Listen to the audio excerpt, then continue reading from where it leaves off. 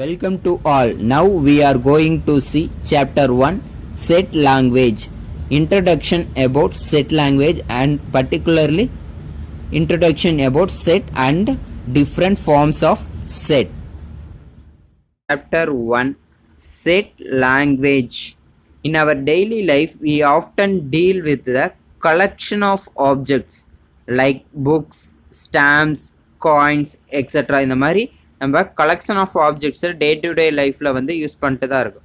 அதே மாதிரி வந்து பார்த்திங்கன்னா செட் லாங்குவேஜுங்கிறது வந்து பார்த்திங்கன்னா it is a mathematical way of representing a collection of objects.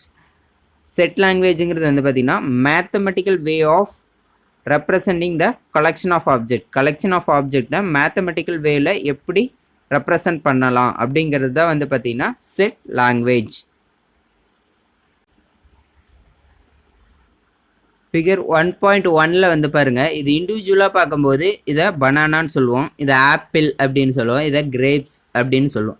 இதே வந்து பார்த்திங்கன்னா இந்த ஒரு செட்டில் வந்து பார்க்கும்போது நம்ம என்னன்னு சொல்லுவோம், செக்ரிகேட் பண்ணும்போது இந்த இண்டிவிஜுவல் கேரக்டரிஸ்டிக்கை விட்டுட்டு நம்ம என்ன சொல்லுவோம், ஜென்ரலைஸாக கேரக்டரிஸ்டிக் பார்த்து இதை வந்து ஒரு செட் எதில் சொல்லலாம், ஃப்ரூட்ஸ் அப்படிங்கிற ஒரு கேட்டகரியாக வந்து இது பண்ணலாமா, அதை தான் வந்து பார்த்திங்கன்னா செட் அப்படின்னு சொல்கிறோம். இப்போ ஃபார் எக்ஸாம்பிள் இது டெலிவிஷன், இது ஃபேனு, இது அயன் பாக்ஸ், இது வந்து பார்த்திங்கன்னா பல்ப். இதை வந்து பார்த்திங்கன்னா ஒரு எலக்ட்ரானிக் டிவைசஸ் இருக்கிற மாதிரி செட்டாக கன்சிடர் பண்ணலாம். இல்லை மென்ஸோட டே டு டே லைஃப்பில் one of the important things அப்படின்னு நம்ம செட்டாக ஒரு கேரக்டரிஸ்டிக் பண்ணலாமா, அதை தான் இங்கே சொல்லியிருக்காங்க. What is mean by set? We observe in the cases our attention turns from one individual object to the collection of objects based on their characteristics.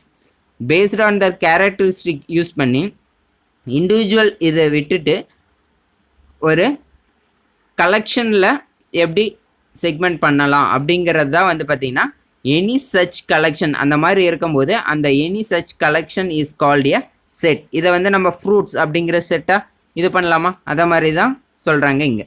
இப்போ வந்து பார்த்திங்கன்னா what is mean by set? Definition என்ன? A set is a well defined collection of objects. செட்டுங்கிறது என்னென்னா well defined collection of objects. Well defined collection of ஆப்ஜெக்ட்னா என்னென்னா means that the given specific object it must be possible for us to decide whether the object is an element for the given collection or not. இப்போ ஃப்ரூட்ஸுங்கிற ஒரு கலெக்ஷனில் கண்டிப்பாக banana இருக்கும், கண்டிப்பாக apple இருக்கலாம், கண்டிப்பாக கிரேப்ஸ் இருக்கலாம், கண்டிப்பாக பப்பாயா எது வேணாலும் இருக்கலாமா, அந்த மாதிரி தான் அந்த பர்டிகுலர் கலெக்ஷனில் நம்ம கொடுக்குற டெஃபினிஷன்ஸ் வந்து செட்டுக்கான டெஃபினிஷன்ஸ் எக்ஸாக்டாக அந்த எலமெண்ட் அந்த செட்டில் இருக்கா இல்லையா, அந்த கலெக்ஷனில் இருக்கா இல்லையா அப்படிங்கிறத சொல்கிறது தான் வெல் டிஃபைன்டு அப்படின்னு வந்து மென்ஷன் பண்ணியிருக்காங்க. For example the collection of all books in district central library. இப்போ டிஸ்ட்ரிக்ட் சென்ட்ரல் லைப்ரரியில் இருக்கக்கூடிய எல்லா புக்ஸுமே அப்படின்னு மென்ஷன் பண்ணிடுறாங்க. அப்போ நம்ம ஒரு சென்ட்ரல் லைப்ரரியில் போயிட்டு எந்த புக் எடுத்தாலும் அதனோட ஒரு பார்ட் ஆஃப் கலெக்ஷன் தானே, அந்த பார்ட் ஆஃப் கலெக்ஷன் தான் வந்து சொல்கிறாங்க. இப்போ the objects of a set, இப்போ வந்து பார்த்திங்கன்னா இந்த பர்டிகுலர் கலெக்ஷனில் இருக்கக்கூடிய ஒவ்வொரு objects of the set are called its members or elements. இப்போ வந்து பார்த்திங்கன்னா இந்த கிரேப்ஸுங்கிறது வந்து பார்த்திங்கன்னா மெம்பர், ஃப்ரூட்ஸுங்கிற ஒரு செட்டில் மெம்பர்னு சொல்லலாம், இல்லைனா எலமெண்ட்ஸ்னு சொல்லலாம். அதை தான் இங்கே வந்து மென்ஷன் பண்ணுறாங்க. The object of a set are called members or elements. இப்போ வந்து பார்த்திங்கன்னா செகண்ட் எக்ஸாம்பிள் வந்து பாருங்கள், the collection of all colours in a rainbow. இப்போ ரெயின்போவில் இருக்கக்கூடிய 7 கலர்ஸும் வந்து பார்த்திங்கன்னா ஒரு கலெக்ஷனாக இது பண்ணலாமா, அந்த 7 கலர்ஸையும் சேர்த்து தான் நம்ம என்னன்னு சொல்கிறோம், ரெயின்போ அப்படின்னு சொல்கிறோம். அப்போ அதில் இருக்கக்கூடிய ஒவ்வொரு இண்டிவிஜுவல் கலரும் வந்து பார்த்திங்கன்னா ஒரு மெம்பர், அதை வந்து என்னன்னு சொல்லலாம், ஒரு எலமெண்ட் அப்படின்னு வந்து சொல்லலாம். இப்போ ரெட்டுங்கிறது ஒரு எலமெண்ட், ப்ளூங்கிறது ஒரு எலமெண்ட், அந்த மாதிரி. இப்போ the collection of prime numbers, இது வெல் டிஃபைன்டாக இருக்கா? இந்த ஸ்டேட்மெண்ட் பார்த்த உடனே நமக்கு தெரியுது கலெக்ஷன் ஆஃப் ப்ரைம் நம்பர்ஸுங்கிறது நமக்கு ஆல்ரெடி தெரியும் ப்ரைம் நம்பர்ஸ்னால் என்னன்னு. அப்போ ஈஸியாக நம்ம வந்து பார்த்திங்கன்னா ப்ரைம் நம்பர்ஸ் மட்டும்தான் அந்த கலெக்ஷனில் இருக்குது அப்படிங்கிறது தெரியுதா? அந்த இண்டிவிஜுவலாக ஒவ்வொரு ப்ரைம் நம்பர்ஸும் வந்து பார்த்திங்கன்னா அந்த கலெக்ஷனோட மெம்பர் ஆர் எலமெண்ட்டுன்னு சொல்கிறோம். ஃபார் எக்ஸாம்பிள் 3ங்கிறது அதில் ஒரு எலமெண்ட்டாக இருக்கலாம், 5ங்கிறது ஒரு எலமெண்ட்டாக இருக்கலாம், இதே 7ங்கிறது ஒரு எலமெண்ட்டாக இருக்கலாம். நெக்ஸ்ட்டு செட்டில் என்னென்ன நொட்டேஷன்ஸ் யூஸ் பண்ணுறோம் அப்படிங்கிறத பார்ப்போம். A set is usually denoted by capital letter of English alphabet. English ஆல்ஃபபெட்டோட கேபிட்டல் லெட்டரில் தான் செட்டை மென்ஷன் பண்ணுவோம். இப்போ ஏங்கிற செட், இப்போ பிங்கிற செட், எக்ஸுங்கிற செட், ஒய்ங்கிற செட் அப்படிங்கிறத மென்ஷன் பண்ணுவோம். இப்போ அதில் இருக்கக்கூடிய எலமெண்ட்ஸ், அந்த கலெக்ஷன்ஸில் இருக்கக்கூடிய elements members, the elements of set is written within the curly brackets. கண்டிப்பாக அந்த எலமெண்ட்ஸ் வந்து பார்த்திங்கன்னா கர்லி ப்ராக்கெட்ஸ்குள்ளே தான் எழுதணும் அப்படிங்கிறத சொல்லியிருக்காங்க. If x is an element of a set A, எக்ஸுங்கிற ஒரு எலமெண்ட் செட் ஏல இருக்குது அப்படிங்கிறதா இதை வேர்டிங்ஸில் எப்படி எழுதிக்கலாம்? எக்ஸ் பிலாங்ஸ் டு ஏ அப்படின்னு சொல்லுவோமா? இப்போ இந்த மாதிரி ஒவ்வொரு டைம் எழுதிட்டு இருக்க முடியாது, லென்த்தியாக இருக்கா. இதை நொட்டேஷனில், மேத்தமெட்டிக்கல் நொட்டேஷனில் எப்படி எழுதலாம்னா, செட் லாங்குவேஜில் we write it as x belongs to A. இந்த சிம்பிள் வந்து பார்த்திங்கன்னா பிலாங்ஸ், அதாவது எக்ஸுங்கிற எலமெண்ட் ஏங்கிற செட்டுக்குள்ளே இருக்குது அப்படிங்கிறத மென்ஷன் பண்ணுறது. If x is not an element of set A அப்படின்னா இதை ரிட்டன் ஸ்டேட்மெண்ட்டை எப்படி எழுதுவோம்? X does not belongs to A. இதே வந்து பார்த்திங்கன்னா மேத்தமெட்டிக்கல் நோட்டேஷனில் எப்படி எழுதுவாங்களா, செட்டில் we write it x does not belongs to ஏங்கிறதுக்கு இந்த நோட்டேஷனில் ஒரு கிராஸ் லைன் போடுவாங்களா? இப்போ நம்ம ஈக்குவல்னு போடுவோம், இதே நாட் ஈக்குவல்னா ஒரு லைனை ஸ்ட்ரைக் அவுட் பண்ணுவோமா? அதே தான் இந்த சிம்பிளில் இது பண்ணோன்னா டஸ் நாட் பிலாங்ஸ் டு அப்படிங்கிற மீனிங். இப்போ எக்ஸுங்கிற எலமெண்ட் அந்த ஏங்கிற பர்டிகுலர் செட்டில் இல்லை அப்படிங்கிறத மென்ஷன் பண்ணுறது. இப்போ ஃபார் எக்ஸாம்பிள் வந்து பாருங்கள், கன்சிடர் செட் ஏங்கிற ஒரு செட் எடுத்துக்கிறோம். எந்த ஒரு செட்டும் ஆல்ஃபபெட்டில் வந்து மென்ஷன் பண்ணுமா? இங்கிலீஷ் ஆல்ஃபபெட் கேபிட்டல் லெட்டரில் ஏங்கிற ஒரு செட் எடுத்துக்கிறேன். அதில் இருக்கக்கூடிய எலமெண்ட்ஸை கர்லி ப்ராக்கெட்ஸில் தான் எழுதணுமா? இப்போ கர்லி ப்ராக்கெட்ஸில் எழுதியிருக்காங்களா? அதில் இருக்கக்கூடிய எலமெண்ட்ஸ் வந்து என்னென்னா 2, 3, 5, 7 இந்த எலமெண்ட்ஸ், இந்த 4 எலமெண்ட்ஸ் தான் செட் ஏல வந்து இருக்குது. அப்போ 2 இஸ் என் எலமெண்ட் ஆஃப் ஏவா? அப்போ இதை வந்து எப்படி எழுதிக்கலாம்? 2 பிலாங்ஸ் டு ஏ அப்படின்னு எழுதலாமா? அடுத்தது வந்து பாருங்கள், 5 இஸ் என் எலமெண்ட் ஆஃப் ஏல இருக்கா? ஏங்கிற செட்டில் இருக்கா? இருக்குது. அப்போ we write it as 5 belongs to A. 6 is not an element of A. 6ங்கிற எலமெண்ட்டு செட் ஏக்குள்ளே இல்லை. அப்போ இதை வந்து நொட்டேஷனில் எப்படி எழுதுவோம்? We write it as 6 not belongs to A. இந்த மாதிரி தான் எழுதணும். ஓகேவா? Representation of a set. செட்டை எப்படி ரெப்ரசன்ட் பண்ணலாம் அப்படிங்கிறத வந்து பார்க்கலாம். The collection of odd numbers can be described in many ways. Collection of odd நம்பர்ஸை நம்ம மெனி வேஸில் டிஸ்கிரைப் பண்ணலாம். ஃபார் எக்ஸாம்பிள் ஃபர்ஸ்ட் ஒன் பாருங்கள், தி செட் ஆஃப் ஆட் நம்பர்ஸ் அப்படிங்கிறது வந்து பார்த்திங்கன்னா ஒரு நமக்கு அண்டர்ஸ்டாண்ட் ஆகுதா? Understand it well. It is a fine description. இந்த டிஸ்கிரிப்ஷன் கரெக்டாக இருக்கா? இந்த கலெக்ஷன் ஆஃப் ஆட் நம்பர்ஸுங்கிறதுக்கு இந்த டிஸ்கிரிப்ஷன் ஓகேவா? The set of odd numbers அப்படிங்கிறது வந்து நமக்கு எக்ஸாக்டாக அண்டர்ஸ்டாண்ட் ஆகுது. ஆட் நம்பர்ஸோட கலெக்ஷன் அப்படிங்கிறது தான் நம்மளுக்கு வெல் டிஃபைன், நல்லா புரியுதா? அப்போ இந்த டிஸ்கிரிப்ஷன் யூஸ் பண்ணலாம் செட்டுக்கு. அப்படி இல்லை அப்படின்னா second, it can be written, நம்ம ரிட்டன் பண்ணி எழுதலாம். இப்போ ஃபார் எக்ஸாம்பிள் கர்ல் ப்ராக்கெட்டில் தான் செட் எழுதுவோமா? அப்போ ஓப்பன் பண்ணிட்டு 1, 3, 5 இது எல்லாமே ஆட் நம்பர்ஸ் தான். 3 டாட்ஸ் வச்சா என்ன மீனிங்னா, இந்த பேட்டர்ன் இதுக்கு முன்னாடி இருக்கிற பேட்டர்ன் அப்படியே ரிப்பீட் ஆகுதுன்னு மீனிங். அப்போ இங்கே ஆட் நம்பர்ஸ் பேட்டர்ன் தான் இதுக்கு முன்னாடி இருக்குது. அப்போ 5க்கு அப்புறம் 7, 7க்கு அப்புறம் 9 இந்த பேட்டர்ன் அப்படியே கண்டினியூ ஆகுறதா மீனிங். அப்போ கர்ல் ப்ராக்கெட் க்ளோஸ் பண்ணியிருக்கு. அப்போ கலெக்ஷன் ஆஃப் ஆட் நம்பர்ஸ் இந்த மாதிரியும் எழுதலாம். அடுத்தது third, also it can be set as the collection of all numbers x. collection of all numbers நான் ஒரு வேரியபிளாக எடுத்துக்கிறேன், எக்ஸுங்கிற ஒரு வேரியபிள். கலெக்ஷன் ஆஃப் எக்ஸுங்கிறத வந்து எடுத்துக்கிறேன், என்னென்னு எடுத்துக்கிறேன்? கலெக்ஷன் ஆஃப் ஆல் நம்பர்ஸ்ன்னு எடுத்துக்கிறேன். வேர் எக்ஸுங்கிறது வந்து என்னென்னு மென்ஷன் பண்ணுறேன்னா, X is N add number அப்படின்னு மென்ஷன் பண்ணுறேன், ஸ்பெசிஃபை பண்ணுறாங்க. எக்ஸுங்கிறது கலெக்ஷன் ஆஃப் ஆல் நம்பர்ஸ்ன்னு சொல்லிட்டேன். அந்த பர்டிகுலராக எக்ஸுங்கிறது வந்து பார்த்திங்கன்னா என்ன நம்பர் அப்படின்னா ஆட் நம்பர் அப்படிங்கிறத ஸ்பெசிஃபை பண்ணுறேன். அப்போ செட்டை இந்த மாதிரியும் டிஃபைன் பண்ணலாமா? இப்போ all of them are equivalent and useful. இந்த 3 ஸ்டேட்மெண்ட்டில் எந்த ஸ்டேட்மெண்ட் சொன்னாலும் கண்டிப்பாக நமக்கு அண்டர்ஸ்டாண்ட் ஆகுது கலெக்ஷன் ஆஃப் ஆட் நம்பர்ஸுங்கிறது. இப்போ வந்து பார்த்தீங்கன்னா a set can be represented in any one of the following 3 ways or forms. இப்போ ஒரு செட்டை வந்து பார்த்திங்கன்னா 3 வேஸில் ரெப்ரசன்ட் பண்ணலாம்.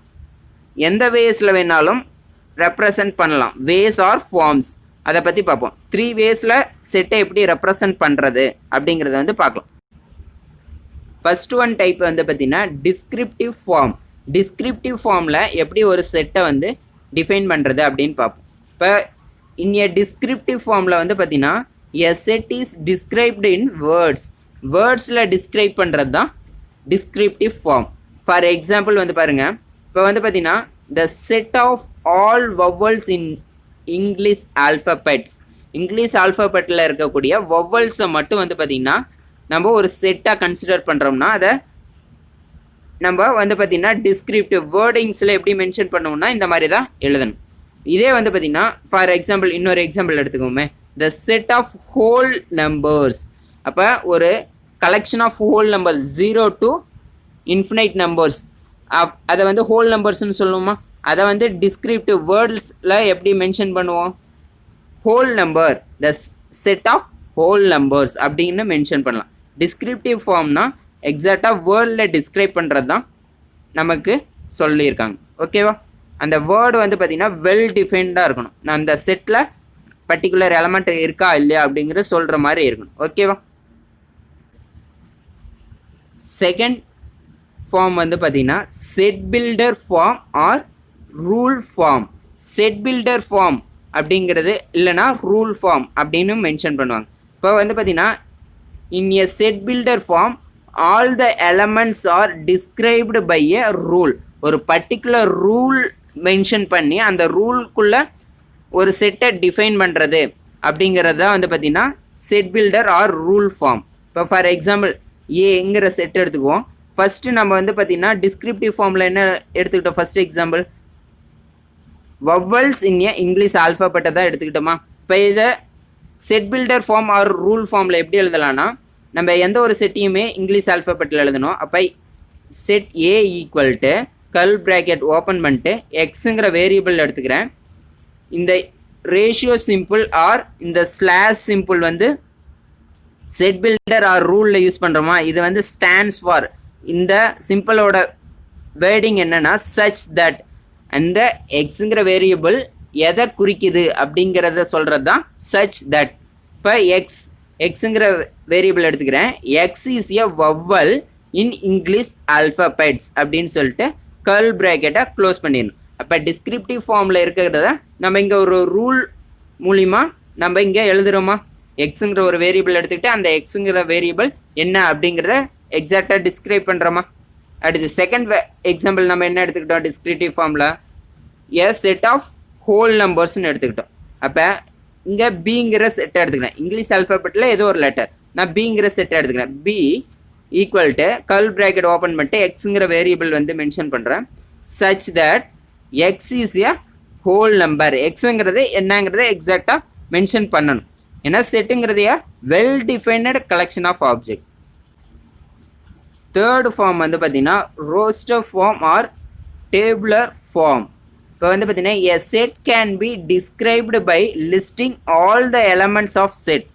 ஒரு செட்டில் இருக்கக்கூடிய எல்லா எலமெண்ட்ஸையும் டிஸ்கிரைப் பண்ணி எழுத முடிகிறது தான், எழுதி காமிக்கிறது தான் நம்ம ரோஸ்டர் ஆர் டேபுலர் ஃபார்ம் அப்படின்னு வந்து மென்ஷன் பண்ணுறோம். இந்த இதுக்கு எக்ஸாம்பிள் வந்து பாருங்கள், நம்ம டிஸ்கிரிப்டிவ் ஃபார்மில் என்ன எக்ஸாம்பிள் எடுத்துக்கிட்டோம், collection of vowels in a English ஆல்ஃபபெட்னு எடுத்துக்கிட்டோமா. அப்போ இதை எப்படி நம்ம ரோஸ்டர் ஆர் டேபுலர் ஃபார்மில் எழுதலாம்னா, செட் ஏ ஈக்குவல் டு எக்ஸாக்டாக செட்டில் இருக்கக்கூடிய எல்லா எலமெண்ட்ஸையும் எழுதணுமா.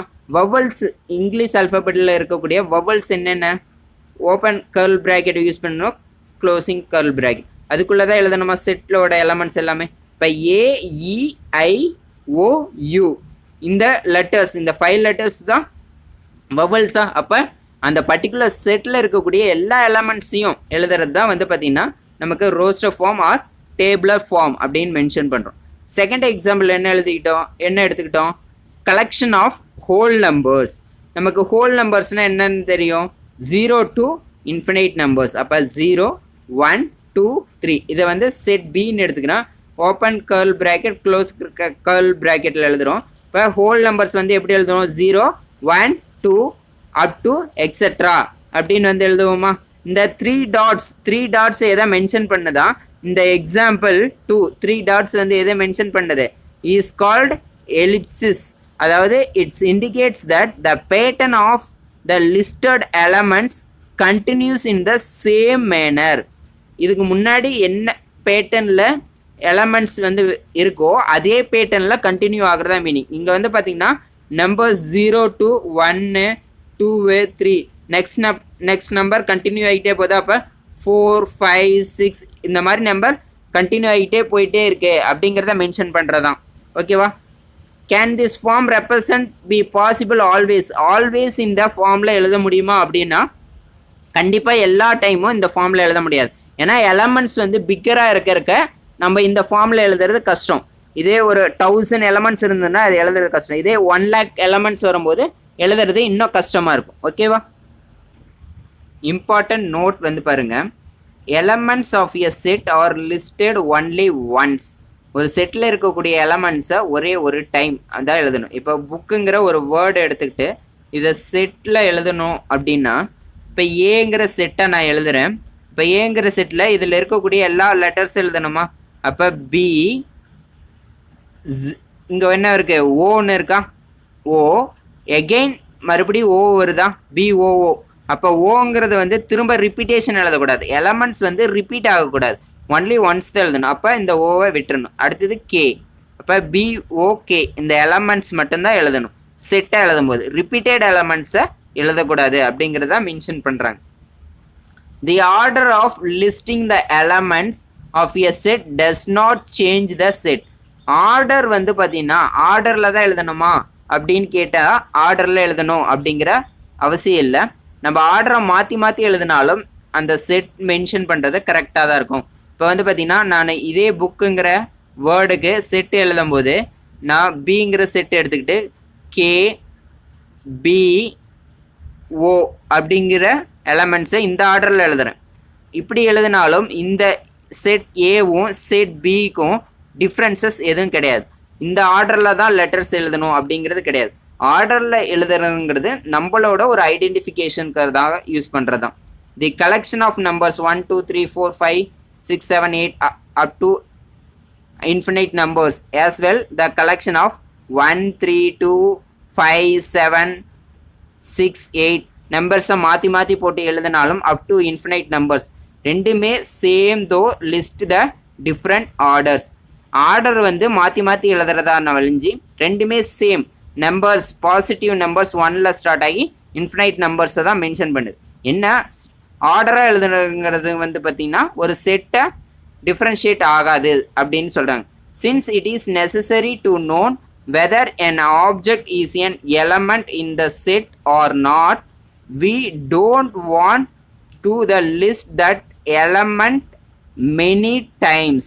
இப்போ ஒரு செட்டில் வந்து பார்த்திங்கன்னா ஒரு எலமெண்ட் இருக்கா இல்லையா அப்படிங்கிறது வந்து பார்த்திங்கன்னா நம்ம ஈஸியாக ஐடென்டிஃபை பண்ணணும்னா ரிப்பீட்டட் எலமெண்ட்ஸை எழுதாமல் இருந்தோம்னா நம்ம ஈஸியாக ஐடென்டிஃபை பண்ணிக்கலாமா? இது வந்து பார்த்திங்கன்னா ஒரு ஸ்மால் வேர்டாக இருக்கிறதுனால நம்ம எலமெண்ட்ஸை ஸ்மாலராக எழுதணும். இதே வந்து பார்த்திங்கன்னா ஒரு பேராகிராஃபில் என்னென்ன ஆல்ஃபபெட் வேர்ட்ஸ் வந்திருக்கு அப்படிங்கிறத மென்ஷன் பண்ண சொல்கிறாங்கன்னா நம்ம அங்கே போய் ஒவ்வொரு லெட்டரில் இருக்கக்கூடிய வேர்ட்ஸையும் திரும்ப எழுதிக்கிட்டு இருந்தோம்னா கஷ்டம். இப்போ இந்த ஒரு பர்டிகுலர் பேராகிராஃபே எடுத்துக்கோங்க. இந்த நோட்டில் இருக்கக்கூடிய ஒரு பேராகிராஃபை இந்த பேராகிராஃபில் என்னென்ன ஆல்ஃபபெட்ஸ் யூஸ் பண்ணியிருக்காங்க அப்படின்னு கேட்கும்போது அது ஒரு செட்டை எழுதும்போது நம்ம ரிப்பீட்டட் எலமெண்ட்ஸை செட்டுக்குள்ளே எழுதணும்னா ஐடென்டிஃபை பண்ணுறது கஷ்டம். இதே ரிப்பீட்டட் எலமெண்ட்ஸ் இல்லாமல் எழுதணும்னா இந்த பர்டிகுலர் பேராகிராஃபில் என்னென்ன ஆல்ஃபபெட் யூஸ் பண்ணியிருக்காங்க அப்படிங்கிறத ஐடென்டிஃபை பண்ணுறது ஈஸியாக. அதுக்காக தான் செட்டில் ரிப்பீட்டேஷன் வரக்கூடாது அப்படின்னு சொல்கிறாங்க. ஆர்டருங்கிறது ஒரு செட்டை மாற்றாது அப்படின்னும் சொல்கிறாங்க. ஓகேவா?